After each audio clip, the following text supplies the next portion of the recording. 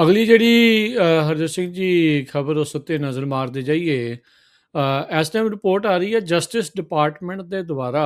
ਉਸ ਬੀਬੀ ਦੇ ਉਲਟ ਇਨਵੈਸਟੀਗੇਸ਼ਨ ਸ਼ੁਰੂ ਕਰ ਦਿੱਤੀ ਗਈ ਆ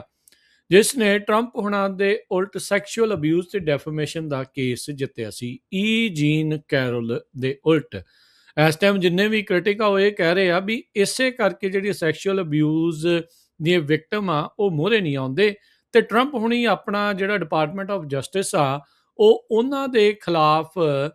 ਜੋ ਅਦਾਲਤ ਨੇ ਫੈਸਲਾ ਸੁਣਾਇਆ ਸੀ ਉਹਨਾਂ ਨੂੰ ਡਰਾਉਣ ਦੇ ਲਈ ਇਹ ਹੱਥ ਕੰਡੇ ਜਿਹੜੇ ਹੁਣ ਅਪਣਾ ਰਹੇ ਹੈਗੇ। ਕਹਿੰਦੇ ਵੀ ਇਹ ਸਿੱਧੀ ਸਿੱਧੀ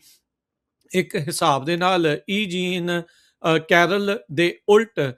ਜਿਹੜੀ ਕਾਰਵਾਈ ਆ ਬਦਲਾਖੋਰੀ ਦੀ ਜਿਹੜੀ ਨੀਤੀ ਆ ਉਹ ਨਜ਼ਰ ਆ ਰਹੀ ਹੈਗੀ ਆ। ਸੋ 30 ਸਾਲ ਪਹਿਲਾਂ ਇੱਕ ਡਿਪਾਰਟਮੈਂਟ ਸਟੋਰ ਦੇ ਵਿੱਚ ਇਸ ਬੀਬੀ ਦੇ ਦੁਆਰਾ ਦੋਸ਼ ਲਾਏ ਗਏ ਸੀ ਟਰੰਪ ਦੇ ਉੱਤੇ ਵੀ ਇਹਨੇ ਸੈਕਸ਼ੂਅਲੀ ਅਸੌਲਟ ਕੀਤਾ ਸੀ ਟਰੰਪ ਨੇ ਇਸ ਨੂੰ, ਤੇ ਜਿਸ ਤੋਂ ਬਾਅਦ ਦੇ ਵਿੱਚ ਸਿਵਲ ਲਿਟੀਗੇਸ਼ਨ ਕੋਰਸ ਹੋਇਆ ਤੇ ਟਰੰਪ ਉਹਨਾਂ ਨੂੰ ਕਈ ਮਿਲੀਅਨ ਡਾਲਰ ਦੇਣ ਦੇ ਲਈ ਆਖਿਆ ਜਿਹੜਾ ਹੋ ਗਿਆ ਸੀਗਾ। ਸੋ ਹੁਣ ਡਿਪਾਰਟਮੈਂਟ ਆਫ ਜਿਹੜਾ ਜਸਟਿਸ ਆ ਉਹ ਦੇਖ ਰਿਹਾ ਵੀ ਇਹਨੇ ਕਿਤੇ ਬੀਬੀ ਨੇ ਪਰਜਰੀ ਤਾਂ ਨਹੀਂ ਕੀਤੀ। ਇਸ ਆਧਾਰ ਦੇ ਉੱਤੇ ਜਾਂ ਇਸ ਇਨਵੈਸਟੀਗੇਸ਼ਨ ਨੂੰ ਇਹਨਾਂ ਨੇ ਹੁਣ ਸ਼ੁਰੂ ਕਰ ਦਿੱਤਾ ਗਿਆ ਹੈਗਾ ਆ। ਆਪਾਂ ਦੇਖਿਆ ਹੀ ਆ ਜਿਹੜੇ ਐਕਟਿੰਗ ਅਟਾਰਨੀ ਜਨਰਲ ਟੌਡ ਬਲੈਂਚ ਉਹ ਇਸ ਟਾਈਮ ਡਿਪਾਰਟਮੈਂਟ ਆਫ ਜਸਟਿਸ ਦੇ ਘੱਟ ਤੇ ਟਰੰਪ ਦੇ ਨਿੱਜੀ ਲਾਇਰ ਦੇ ਤੌਰ ਦੇ ਉੱਤੇ ਜ਼ਿਆਦਾ ਵਿਚਰ ਰਹੇ ਨਜ਼ਰ ਆਉਂਦੇ ਆ ਜੋ ਇਦਾਂ ਦੇ ਉਹਨਾਂ ਦੇ ਉਲਟ ਦੇ ਕ੍ਰਿਟਿਕ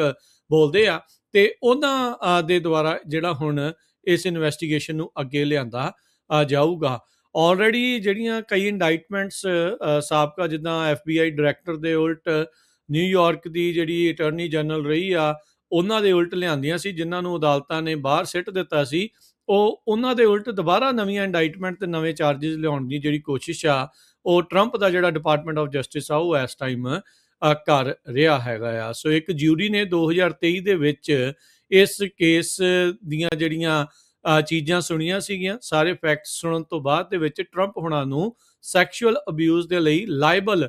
ਜਿਹੜਾ ਉਹ ਠਹਿਰਾਇਆ ਸੀ ਤੇ ਕਿਹਾ ਸੀਗਾ ਵੀ 5 ਮਿਲੀਅਨ ਡਾਲਰ ਉਹ ਉਹਨਾਂ ਨੂੰ ਦੇਣ। ਇਸ ਤੋਂ ਬਾਅਦ ਚ ਅਗਲੇ ਸਾਲ ਇੱਕ ਹੋਰ ਜਿਊਰੀ ਨੇ ਜੀਨ ਕੈਰਲ ਨੂੰ 83.3 ਮਿਲੀਅਨ ਡਾਲਰ ਜਿਹੜੇ ਡੈਫੇਮੇਸ਼ਨ ਕੇਸ ਪਾਇਆ ਗਿਆ ਸੀਗਾ ਟਰੰਪ ਹੁਣਾਂ ਦੇ ਉਲਟ ਸੋਸ਼ਲ ਮੀਡੀਆ ਪੋਸਟ ਜੋ ਟਰੰਪ ਇਹਨਾਂ ਦੇ ਉਲਟ ਪਾਉਂਦੇ ਰਹੇ ਆ ਉਹਦੇ ਕਰਕੇ 83.3 ਮਿਲੀਅਨ ਡਾਲਰ ਦੇਣ ਨੂੰ ਜਿਊਰੀ ਨੇ ਜਿਹੜਾ ਉਹ ਆਖਿਆ ਸੀਗਾ। ਸੋ ਹੁਣ ਉਸ ਚੀਜ਼ ਦਾ ਬਦਲਾ ਲੈਣ ਦੀ ਖਾਤਰ ਡਿਪਾਰਟਮੈਂਟ ਆਫ ਜਸਟਿਸ ਦੀ ਵਰਤੋਂ ਕਰਦੇ ਹੋਏ ਟਰੰਪ ਹੁਣਾਂ ਨੇ ਇਸੇ ਬੀਬੀ ਦੇ ਉਲਟ ਇਨਵੈਸਟੀਗੇਸ਼ਨ ਸ਼ੁਰੂ ਕਰਵਾ ਦਿੱਤੀ ਆ। ਜੀ